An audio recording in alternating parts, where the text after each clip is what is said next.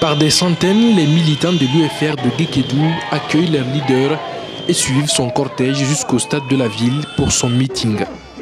Ici, l'engagement derrière les idéaux du parti ne semble pas faiblir. C'est ce sentiment inconditionnel de militant qui est réitéré à Sidya Touré pour que l'objectif de le voir briguer la magistrature suprême du pays le 11 octobre 2015 se matérialise. Puisque votre expérience et votre séjour à la primature a prouvé que vous êtes la solution des maux dont souffre ce pays, la Fédération de Guékédou se propose 1. Continuer avec la sensibilisation de porte en porte. 2. Continuer la formation des délégués du parti pour veiller sur la finalisation du processus électoral, déroulement des opérations électorales. 3. Mobilisation massive des militants pour aller s'acquitter de leurs devoirs civiques. 5 ans pour rien, c'est le slogan de campagne de l'UFR cette année. Au cours de ce meeting géant, le président de l'UFR l'a encore une fois justifié à Guékédou, comme dans la plupart des villes déjà visitées. Combien parmi vous ici ont du travail? Levez la main. Combien n'ont pas de travail? Levez la main. Cela veut dire que tous les jeunes de Guékédou, 5 ans après la prise du pouvoir du RPG et du président Alpha Condé, la totalité des jeunes de Guékédou et des jeunes de Guinée sont au chômage. C'est ça la réalité de notre pays. Nous avons tout perdu pendant ces 5 années. Les sociétés qui étaient là ont fermé, sont parties. Les projets qui étaient là ont disparu. Nous avons eu Ebola pendant la même période. Alors, je vous conjure, réfléchissez. C'est de votre avenir qu'il s'agit. L'avenir dont je parle concerne tous les Guinéens.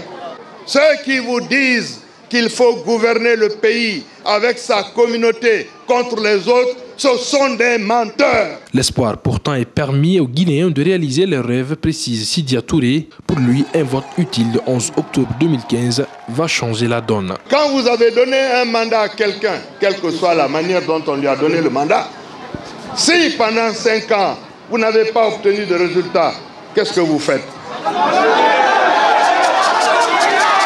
Vous changez, c'est vrai, vous changez votre vote et au lieu de faire un coup KO, on fait un coup. Un coup. Alors, quand il n'y a pas de courant à Guékédou ici, est-ce que les militants du PD, comment s'appelle leur parti là? RPG. J'ai oublié le nom parce que ça fait partie du passé. C'est une affaire qui est derrière nous maintenant. Est-ce que les militants du RPG, quand il n'y a pas de courant à Guékédou, eux, ils ont du courant chez eux? Non. Quand il n'y a pas d'eau ici, les militants du RPG, ils ont de l'eau? Non. Le RPG tel qu'il est, avec le leader qu'ils ont, avec les résultats qu'ils ont obtenus, avec la récession qu'on a en Guinée aujourd'hui, la maladie qu'on a, le chômage qu'on a, si tu es intelligent pour toi-même, ta famille et tes frères, tu dois changer. Et c'est ce que nous allons faire le 11 octobre 2015.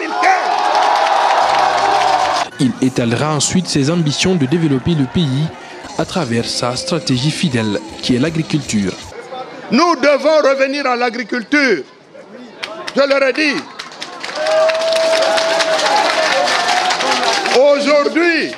Aujourd'hui, une tonne de cacao, sur le plan international, ça coûte 3125 $. 100 000 tonnes, on a 2250 milliards de francs, mais il y a parmi vous 100 000, 200 000 personnes qui vont travailler. Mais quand on dit ça, on vient vous dire oui, c'est pour être agriculteur. C'est pas vrai, c'est pas pour être agriculteur seulement. Après l'étape de Guékédou, Kissidjougou sera le point de chute de la campagne de l'UFR dans la zone forestière. Ebola, Alpha Condé. On est plus fatigué de Alpha Condé que de tout le reste parce que c'est lui qui provoque tout ça. Et c'est la raison pour laquelle le 11 octobre 2015, nous allons le renvoyer en France où il était.